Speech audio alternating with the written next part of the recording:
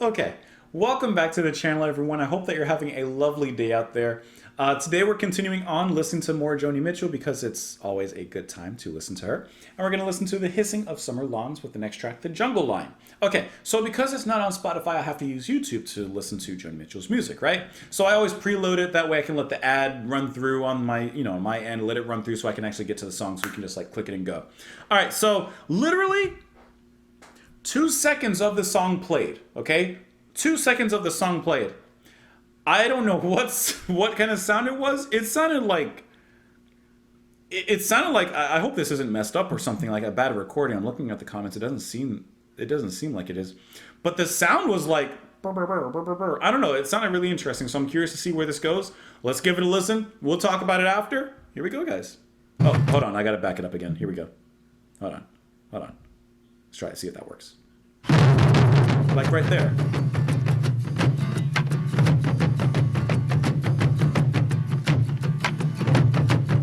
Okay, the drums are evening out. They were really like front loaded. Rousseau walks on trumpet paths,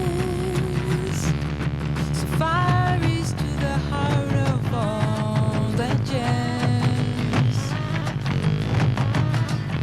Through eye bars and girders, through wires and pipes, the mathematic circuits of the modern night. Her singing sounds like Björk. Through huts, through Harlem, through jails and gospel pews, through the class on Park and the trash on Vine, through Europe and the deep, deep heart of Dixie Blue. This is completely different. Savage progress cuts the jungle line. I hope it's supposed to sound like this. That is different. In a low-cut blouse, she brings the beer. Rousseau paints a jungle flower behind her ear. Those cannibals of shuck and jive, they'll eat a working girl like her alive.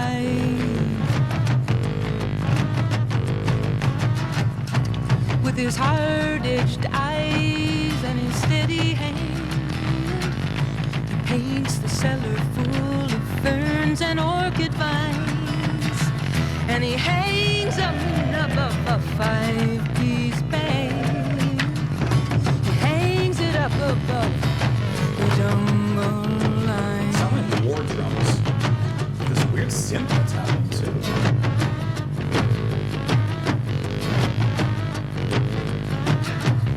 The jungle line, screaming in a ritual of sound and time. Floating, drifting on the air-conditioned wind, and drooling for a taste of something smuggled in.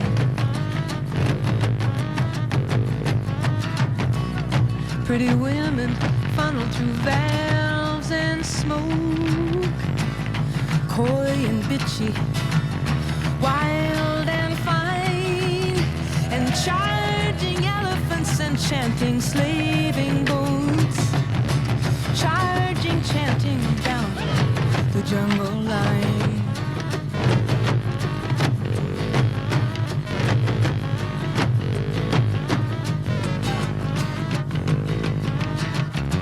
There's a poppy wreath on a soldier's tomb. There's a poppy snake in the dressing room.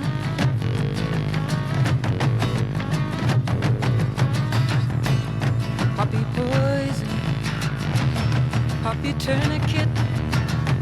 It slithers away on brass like mouthpiece bit. And metal skin and ivory birds go steaming up to Rousseau's vines. They go steaming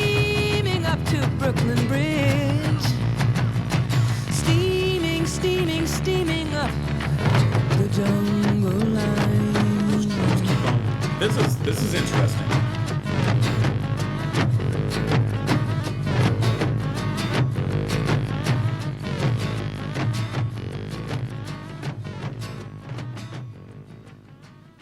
This is such a different song from Joni Mitchell than I've ever heard.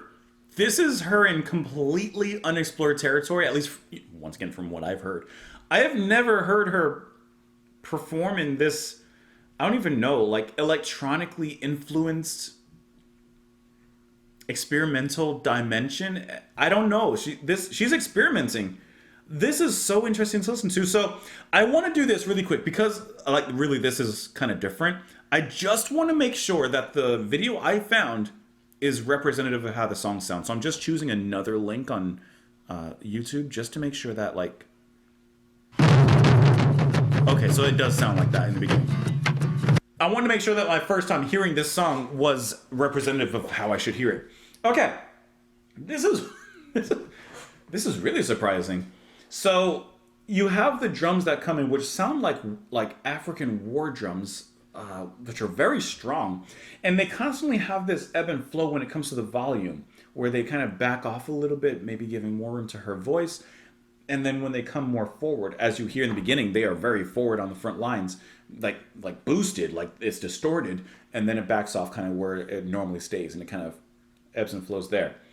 Joni, her singing here is kind of removed from like what I expect of her usual folk leanings, and her singing here sounds a lot like Björk to me, like in her intonations and her phrasing and the way that she kind of stops and sings certain parts. Obviously, Joni came first. I'm just relating that. It just sounds really, really cool how she's navigating this particular kind of sound. Then you have the synth that are around. It sounds like it's a Moog. There's a fat, deep pulse, that distorted pulse that's playing, and then the higher. And it's interesting how those two act as this returning motif, and they kind of go back and forth with each other. That deep part, and then on the other side, it's like they're talking to each other. Those two synth sounds, and amongst that, like this is just, I'm genuinely slightly dumbfounded by this track and just kind of surprised because this is not what I was expecting to hear.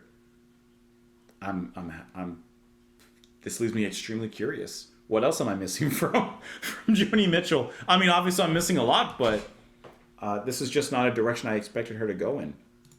And there is some information on this track. It says, the Jungle Line uses a field recording from Africa of the drummers of Burundi, described as warrior drums in the liner note, onto which Joni dubs her vocals, guitar, and you did hear a little bit of guitar in there, just kind of, I don't even know the word I was strumming, and Moog synthesizer. It is credited as the first commercially released song to include sampling.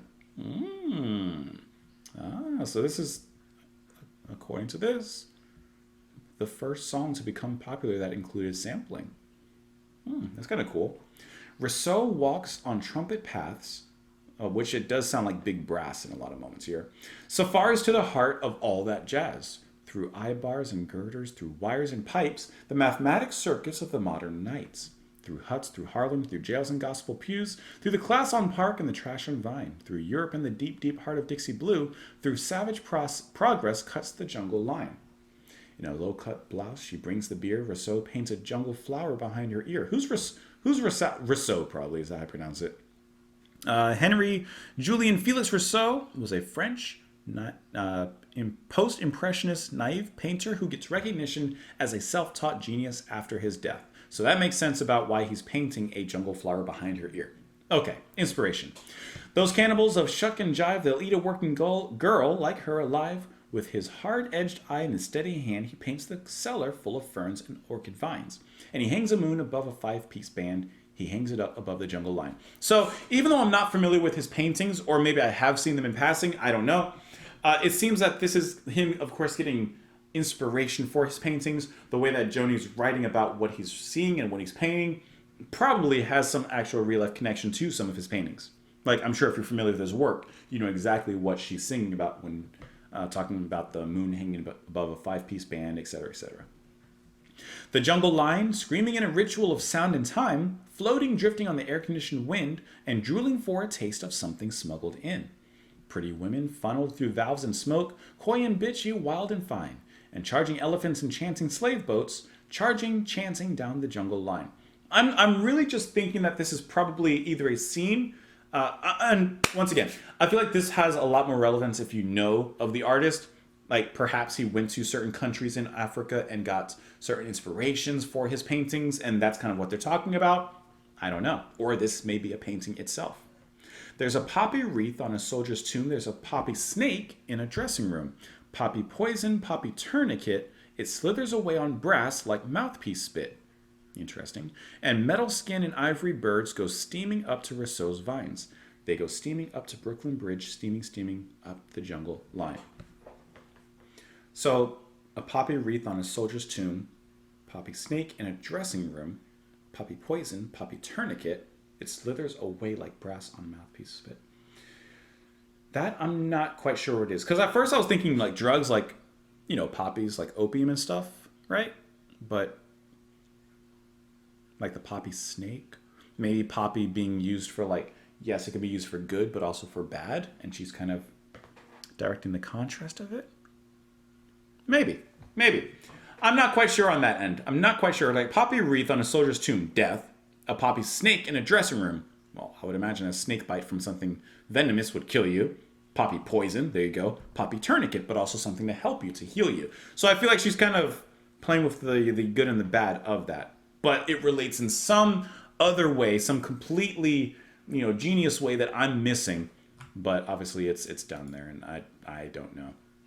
I don't know. But it's a great track. And that's really cool, some of the information about it. And it's just completely different. All right. Thank you guys so much for watching. Thank you so much for listening. I hope that you enjoyed the song. Let me know what you thought of it, because this was not what I was expecting. You can let me know those thoughts, of course, in the comment section down below. Follow me in a bunch of places here on the screen. Join me on Patreon for $2 a month if you want some exclusive content and such. Otherwise, have a wonderful rest of your day. I will talk to you all later, guys. Bye.